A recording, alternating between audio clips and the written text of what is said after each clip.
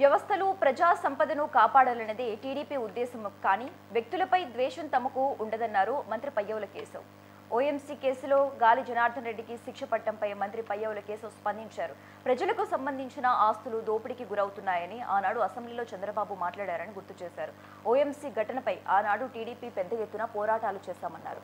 OMC కేసులో ప్రజల తరపున పోరాడుతుంటే అనేక అవమానాలు కేసులు ఎదుర్కొన్నామని తెలిపారు మంత్రి పయ్యవుల కేశవ్.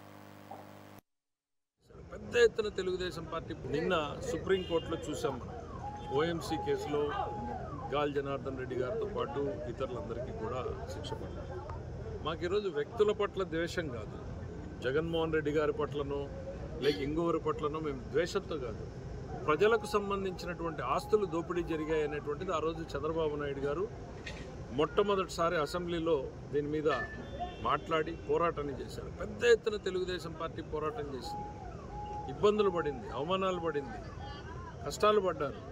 తెలుగుదేశం పార్టీ దేనికోసం చేసింది? వ్యక్తుల మీద కోపంతో కాదు, ప్రజలకు సంబంధించినటువంటి ఆస్తి, జాతికి సంబంధించినటువంటి ఆస్తి, వ్యవస్థల్ని కాపాడాలి, వ్యవస్థల్ని మేల్కొల్పాలి అనేటువంటి ఉద్దేశంతో చేస్తే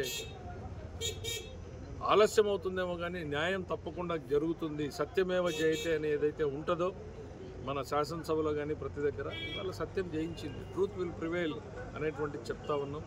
ఈరోజు ఏ వ్యక్తుల పట్ల కోపంతో చేసినటువంటివి కాదు, ప్రజల కోసం ప్రజలకు ఉపయోగపడాల్సినటువంటివి కొందరు రాజకీయ నాయకుల చేతిలోకి పోయినందుకే ఆ రోజు తెలుగుదేశం పార్టీ పోరాటం చేసింది. మా పోరాటంలో నిజాయితీ అంటే ఇవాళ స్పష్టంగా అర్థమైంది. హయ్యెస్ట్ న్యాయ వ్యవస్థలో మనకి ఇవాళ ఒక మొట్టమొదటిసారి మనకి జడ్జిమెంట్ రావడం అనంటే తెలుగుదేశం పార్టీ చేసినటువంటి పోరాటానికి ఒక ఫలితం వచ్చినట్టుగానే భావిస్తాం.